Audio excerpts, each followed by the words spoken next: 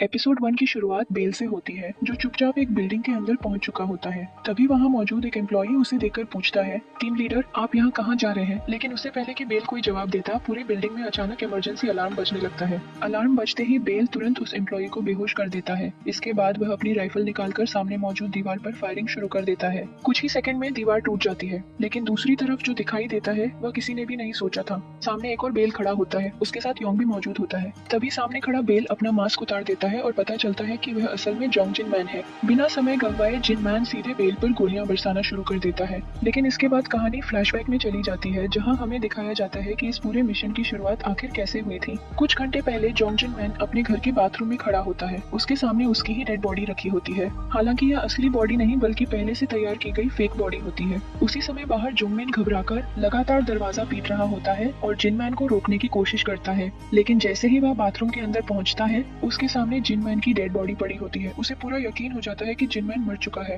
लेकिन असलियत बिल्कुल अलग होती है। असली जोंग जिनमैन वही पास में छिपकर सब कुछ देख रहा होता है। जोंगमिन के चेहरे पर आई मुस्कान देखकर जिनमैन समझ जाता है कि उसका शक बिल्कुल सही था। इसके बाद सीन बदलता है और डिटेक्टिव जिनू एक पोर्ट पर पहुंचता है। वहाँ वह किसी को कॉल करके बताता है कि कुछ घंटे पहले जोंग जिनमैन की मौत हो चुकी है। उसकी फैमिली में अब सिर्फ उसकी नीस जोंग जियान बची है, इसलिए इस केस में दूसरी पुलिस टीम को शामिल करने की कोई जरूरत नहीं है। फ्यूनरल की सारी तैयारी हॉस्पिटल में ही की जाएगी। कॉल खत्म करने के बाद जिनू एक कंटेनर खोलता है, लेकिन अंदर का नजारा देखकर साफ हो जाता है कि यह पूरी डेथ पहले से तैयार किया गया प्लान था। कंटेनर के अंदर चांग सेओंग, पसिन क्राडिक और खुद जोंग जिनमैन मौजूद होते हैं। यानी दुनिया के लिए जिनमैन मर चुका है, लेकिन असल में वह जिंदा है। जिनमैन सभी से कहता है कि उनके पास सिर्फ 72 घंटे हैं। अगर इस मिशन को सफल बनाना है तो हर कदम बिना गलती के उठाना होगा। इसके बाद पूरी टीम दूर बैठकर बेबीलोन ऑर्गेनाइजेशन के हेडक्वार्टर्स पर नजर रखती है। शुरुआत में वे ड्रोन की मदद से अंदर की जानकारी निकालने की कोशिश करते हैं, लेकिन वहाँ की सिक्योरिटी इतनी मजबूत होती है कि ड्रोन अंदर तक पहुंच ही नहीं पाता। तभी जिनमैन टीम को असली टारगेट बताता है। बेबीलोन का एक सीक्रेट सर्वर पानी के अंदर छिपा हुआ है। ऑर्गेनाइजेशन के सभी सीक्रेट ऑपरेशंस का रिकॉर्ड उसी सर्वर में मौजूद है। खासकर बेल ने किन मिशंस को अंजाम दिया और कितने बेगुनाह लोगों की हत्या की, उसका पूरा डेटा वही स्टोर है। जिनमैन कहता है कि अगर यह डेटा उनके हाथ लग गया तो बेल को आसानी से कंट्रोल किया जा सकता है, और अगर उसने उनकी बात नहीं मानी तो पूरा सच दुनिया के सामने रिवील कर दिया जाएगा। लेकिन प्रॉब्लम यह थी कि सर्वर पानी के अंदर था, इसलिए उसे हैक करना लगभग नामुमकिन था। फिर उन्हें पता चलता है कि तय समय पर मेंटेनेंस टीम सर्वर चेक करने आती है। वही कुछ मिनट उनके लिए सबसे बड़ा मौका बनने वाले थे। इसी दौरान पूरा डेटा डाउनलोड करने की प्लानिंग तैयार की जाती है। साथ ही जिनमैन के लिए बेल जैसा दिखने वाला एक स्पेशल मास्क भी तैयार किया जाता है। उधर जोंग जियान लगातार अपने अंकल को कॉल कर रही होती है, लेकिन फोन जिनू उठाता है और उसे बता देता है कि उसके अंकल की मौत हो चुकी है। यह खबर सुनते ही जियान सीधे हॉस्पिटल पहुंच जाती है। वहाँ उसे फेक डेड बॉडी दिखाई जाती है। उसे देखकर जियान पूरी तरह टूट जाती है और उसे यकीन हो जाता है कि उसके अंकल अब इस दुनिया में नहीं रहे। जियान के जाने के बाद जिनू तुरंत जिनमैन को कॉल करता है और बताता है कि प्लान सफल रहा। जियान को पूरा विश्वास हो गया है कि डेड बॉडी आपकी ही थी। जिनमैन सिर्फ इतना कहता है, गुड अब यहाँ आ जाओ। इसके बाद जिनमैन पासिन क्रेडिक को याद दिलाता है कि ठीक 48 घंटे बाद उसका फ्यूनरल होने वाला है। पासिन थोड़ा परेशान होकर पूछता है कि क्या कोड रेड्स पर भरोसा करना सही रहेगा। इस पर जिनमैन साफ कहता है कि इस बार वह सिर्फ मिस्टर किम पर भरोसा करेगा। दूसरी तरफ मिस्टर किम की मुलाकात योंगान से होती है। योंगान खुद को सारी गलती का जिम्मेदार मानता है, लेकिन मिस्टर किम उसे समझाते हैं कि उन्होंने कभी भी उसे दोषी नहीं माना। फिर योंगन उसे याद दिलाता है कि सोंगजो एक प्रपोजल लेकर आया था, लेकिन उसे रिजेक्ट कर दिया गया। इसके बाद वह मिस्टर किम के सामने पैसों से भरा सूटकेस रखता है। साथ में एक लेटर भी देता है और कहता है कि अगर वह उनकी टीम ज्वाइन कर ले तो उसे पैसा भी मिलेगा और उसकी खराब हुई रेपुटेशन भी दोबारा पहले जैसी बना दी जाएगी। इधर जिनमैन की टीम मिशन के अगले फेज की तैयारी शुरू कर देती है। बेबीलोन के अंदर घुसने के लिए उन्हें एक ओरिजिनल सिक्योरिटी आईडी की जरूरत थी, इसलिए उनका अगला टारगेट बनता है मिस्टर किम। टीम उसके फोन पर एक लिंक भेजती है। शुरुआत में वह उसे इग्नोर कर देता है, लेकिन कुछ देर बाद गलती से उसी पर क्लिक कर देता है। बस यही टीम का प्लान काम कर जाता है। चंग सेओंग तुरंत उसका फोन हैक कर लेता है और उसकी सिक्योरिटी आईडी का बिल्कुल वैसा ही डुप्लीकेट तैयार कर देता है। अब बेबीलोन के अंदर घुसने का रास्ता पूरी तरह तैयार हो चुका था। इसके बाद ऑपरेशन शुरू होता है। एक ट्रक बेबीलोन हेडक्वार्टर्स की तरफ बढ़ता है। ऊपर से देखने पर उसमें सिर्फ बड़े बड़े ड्रम दिखाई देते हैं, लेकिन उन्हीं ड्रम्स के अंदर पासिन क्रेडिक और जिनू छिपे बैठे होते हैं। गेट पर मौजूद सिक्योरिटी गार्ड्स कैमरा में ड्रम्स देखकर शक करने लगते हैं। वे ड्राइवर चंग सेओंग से पूछते हैं कि ट्रक में क्या भरा हुआ है। चंग सेओंग आराम से जवाब देता है कि इसमें सिर्फ हॉस्पिटल वेस्ट और डस्टबिन्स हैं, लेकिन गार्ड्स उसकी बात पर भरोसा नहीं करते और एक ड्रम खोलने का आदेश देते हैं। चंग सेओंग बिना घबराए ड्रम खोल देता है। उसके अंदर हॉस्पिटल का मेडिकल वेस्ट भरा होता है, जिससे इतनी तेज बदबू निकलती है कि गार्ड्स खुद पीछे हट जाते हैं। चंग सेओंग मुस्कुराकर पूछता है, अगर चाहो तो बाकी ड्रम्स भी खोल दूं। यह सुनते ही गार्ड्स मना कर देते हैं और ट्रक को बिना ज्यादा चेकिंग किए अंदर जाने की परमिशन दे देते हैं। ट्रक जैसे ही बेबीलोन के अंदर पहुंचता है, चंग सेओंग तुरंत पसिन क्रेडिक और जिनू को ड्रम से बाहर निकाल देता है। अब उनका असली इन्फिल्ट्रेशन मिशन शुरू होने वाला था। इसी बीच एक सीन में मिनहाए को दिखाया दिखाया जाता है जो कोरिया पहुंच चुकी होती है। दूसरी तरफ जोंग जिन मैन दूर से बेबीलोन हेडक्वार्टर्स पर नजर बनाए रखता है। तभी उसके पास ब्रदर का कॉल आता है। वह घबराकर बताता है कि मिन्हे बुरी तरह घायल हो गई है और तुरंत कुछ करना पड़ेगा। यह सुनते ही जिन मैन अपना प्लान बदल देता है। वह तुरंत चांग सेओंग को कांटेक्ट करके कहता है कि पासिन, क्रैडेक और जीनू को वापस भेज दो, जबकि वह अकेला मिशन जारी रखेगा। कुछ देर बाद पासिन और जीनू ट्रक से बाहर निकल आते हैं। जिन मैन उन्हें पूरी सिचुएशन समझा देता है। इस पर पासिन भरोसा दिलाता है कि वह किसी भी कीमत पर जोंग जियान को सुरक्षित रखेगा।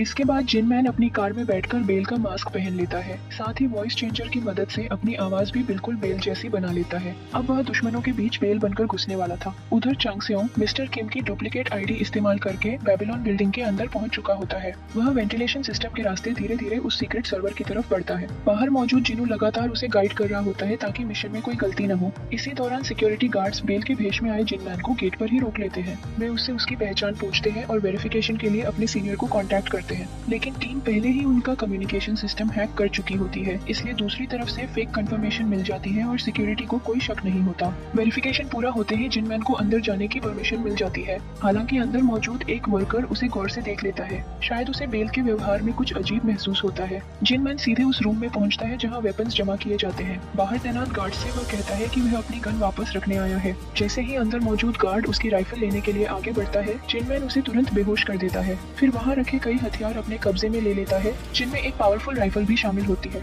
लेकिन तभी वहाँ मौजूद एक सिक्योरिटी रोबोट उसे स्कैन कर लेता है और तुरंत अटैक मोड में आ जाता है। जिन मैन लगातार गोलियां चलाता है, लेकिन रोबोट पर उसका कोई असर नहीं पड़ता। तभी दूसरा रोबोट भी वहाँ पहुँच जाता है। अब दोनों रोबोट्स मिलकर जिन मैन पर हमला शुरू कर देते हैं। दूसरी तरफ चांग सेओंग आखिरकार सीक्रेट सर्वर तक पहुँच जाता है, लेकिन उसी समय मेंटेनेंस टीम भी सर्वर चेक करने वहाँ आ जाती है। उधर जिन मैन अभी तक नहीं पहुँचा था, इसलिए चांग सेओंग की परेशानी बढ़ जाती है। अगर सर्वर दोबारा लॉक हो गया तो पूरा मिशन फेल हो सकता था। इसी बीच जिनू को ट्रैकिंग सिस्टम से बेल की करंट लोकेशन मिल जाती है। वह तुरंत यह जानकारी जिन मैन तक पहुंचा देता है। उधर वही वर्कर जिसने पहले बेल को देखा था, डायरेक्टर के पास पहुंचकर कहता है कि उसे बेल की लोकेशन तुरंत पता करनी होगी, क्योंकि उसने कुछ देर पहले उसे दूसरी जगह भी देखा था। इधर जिन मैन किसी तरह दोनों सिक्योरिटी रोबोट्स को खत्म कर देता है। गोलियों की आवाज सुनकर बाहर मौजूद दो गार्ड्स अंदर आते हैं, लेकिन जिन मैन उन्हें भी खत्म कर देता है। उधर मेंटेनेंस स्टाफ सर्वर शटडाउन करके जाने ही वाला होता है। तभी चांग सेओंग ऊपर से नीचे कूदकर एक सिक्योरिटी गार्ड को बेहोश कर देता है और इमरजेंसी स्विच दबा देता है। इससे सर्वर शटडाउन होने के बजाय पॉज मोड में चला जाता है और डेटा डाउनलोड करने के लिए टीम को थोड़ा और समय मिल जाता है। उसी वक्त जिनमैन भी वहां पहुंच जाता है। चांग सेओंग उसे देखकर राहत की सांस लेता है और कहता है, तुम आखिर थे कहाँ? मुझे लगा था तुम मारे गए। लेकिन दूसरी तरफ सिक्योरिटी कंट्रोल रूम में अलार्म बज चुका होता है। उन्हें पता चल जाता है कि उनका सर्वर हैक हो चुका है।